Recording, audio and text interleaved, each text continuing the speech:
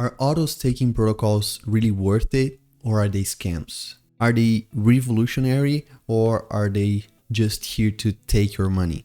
Well, I'm gonna give you everything you need to know about these auto staking protocols, and then I'll let you decide on what do you think about them, if they are worth it or not for you and for your money and your strategies.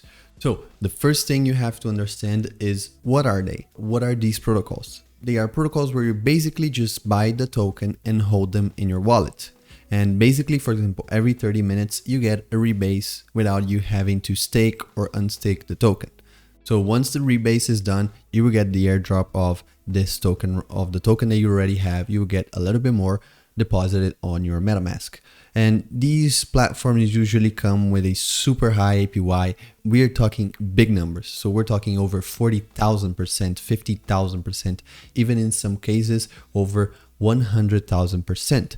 We right now consider Titano to be the biggest one in its sector. But how do these protocols work? Well, you have to understand that they work a little bit like your fiat, or meaning they can print money as they want. So they don't have a hard cap on the maximum supply. So this is why you see they have a market cap, humongous number, because the market cap is literally the price of the token times the total tokens supplied. So since these protocols can print as many tokens as they need to keep these high APYs standing, then this is why their market caps are insane. But are these APYs sustainable? Can they just keep going forever without any problem, any issues to the protocols? Well, the numbers that you see, the APYs, are kind of unrealistic because they are APYs on the token. They're not APY on the dollar.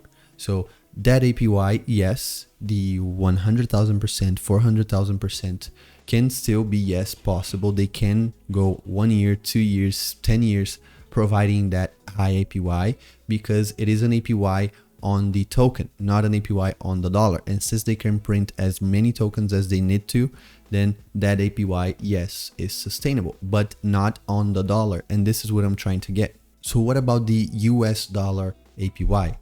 Well, that one is really different. That one changes completely the scenario, because for the US dollar APY to be consistent, the price of the token needs to be consistent, which we see for the majority of these protocols, they are not. They either pump and then dump, or they just dump even before they start pumping. So it all depends on how much the token is worth in US dollars. It can be worth nothing, or it can be worth 100x from when you got in. But how can a project reach that state of high APYs also in USD APYs? Well, I'm going to go through 3 categories or strategies that these protocols utilize to maintain high APYs and also maintain the token kind of stable, or like keep the token at a constant steady price instead of it having a crazy volatility in the short term. So we have 3 big strategies or categories. We have avoid selling pressure, we have attract new investors, and we also have incentivize existing investors. So how could you avoid the selling pressure? Let's go through some of these points right here.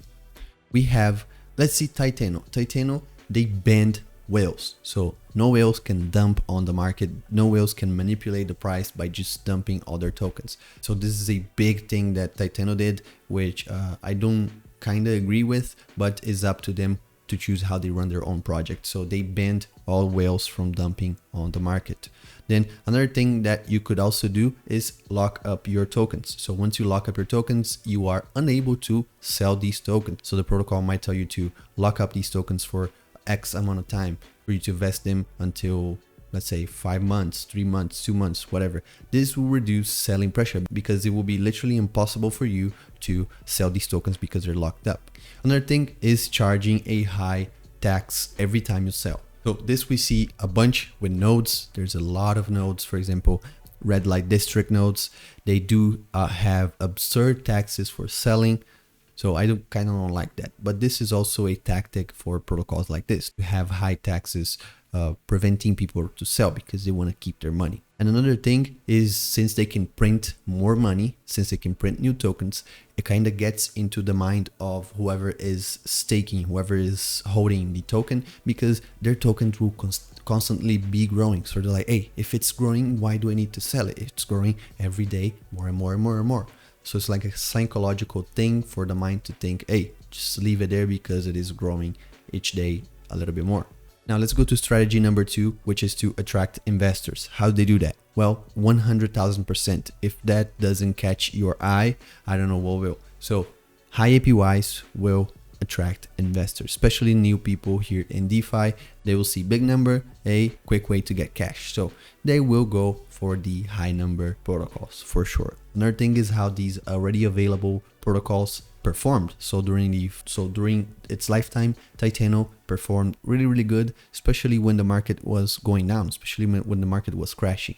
So this also gives a good word for people who are trying to invest, and they look at the graph, they look at some of these protocols, some of these platforms, and they go, wait, these guys were actually profitable in a red market. So they see this and they try to invest. And they see green over here, but they see red, for example, in nodes. Node season has been bleeding for a long time now. I even said there's a lot of nodes right now. Everyone is making nodes and it's kind of getting out of hand. A bunch of people who get in a project that is already 1 month old, 2 months old, they'll probably never see the ROI because the token keeps melting. So people look at this, the red node season and the green season for auto staking, then of course they will choose auto staking. And third strategy is to incentivize the existing investors that are already there. How do they do that? By boosting the rewards for whoever locks their token. So, hey, you want to lock your token? I'll give you an extra 1% daily, whatever. And then people, hey, okay, seems good. Another thing would be lottery. So pretty simple. People will take their tokens and invest in this lottery, hoping for them to multiply even more their capital. And then there's play to earn, there's NFTs, there are treasury vaults, stuff like that. These are also strategies used by these protocols to incentivize already existing investors. So what you basically have to understand is the APY that you see, the big number that you see is on the token. It is not on the dollar. So really make sure you look at the charts to see how the token is performing. If it is steady in between a range, of course, the token is not going to stay pegged to a certain number like $2, $3, whatever cents, 50 cents. No, you got to see if it is respecting a sort of range. So if it is kind of lateral, kind of stagnating inside a range. If it is, for example, for Titano, let me show you Titano right here. Yes, this one. Look, Titano, after they, I think it was around here where they banned whales from dumping, the price has not skyrocketed, but it also hasn't dipped. So it is staying inside this range right here. It is staying in between the 20 cents and the 8 cents range. It keeps going up and down, of course, but it means that they kind of achieved a little bit of a stability here for this platform, for their ecosystem. Another thing is high taxes. Why do they have huge taxes for your token? Well, they don't want you to sell. So this is a little bit of a problem for me, for example, why I don't invest into these auto stakings. Because I want to invest in something that is making me money and I want to utilize that money later. I want to be able to get that money and spend it. But if I'm making that money, if I'm making, let's say 30% per month, but then half of that 30% that I'm making goes away in taxes, then I'm just making 15% a month. You see what I'm saying? Then that's why you need to take this into consideration so you don't end up losing more money because of the high tax fees. So how do these compare to nodes or forks, for example? Well, they don't depend on any reward pools for them to make their money. Their supply is unlimited. They have unlimited printing capabilities, just like the Fed does with the United States. And there is no need for manual staking. So this is good for you, DeFi beginner. You just hold a token and magically you'll have more money in your wallet. Well, Shazam.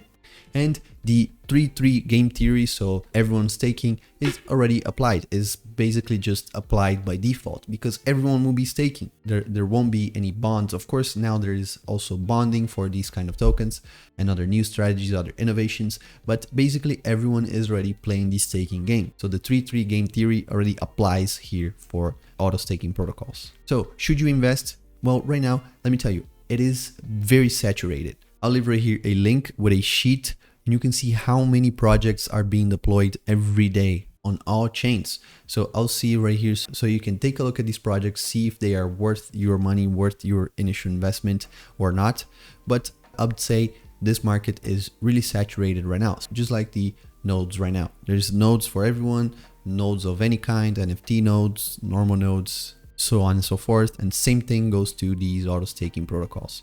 So if you're looking for some protocol like this, you should look to see if they are innovating in any other way. So if they're offering NFTs, if they're offering play to earn games, whatever, if they're innovating, you might as well just give it a try. But if they are just saying the same thing, APY very high, rebates every 30 minutes, 5 minutes, 2 minutes, whatever, auto burn, auto liquidity pool, etc., just these keywords, then just stay away, because they're just a simple Ctrl+C, Ctrl+V from any other project.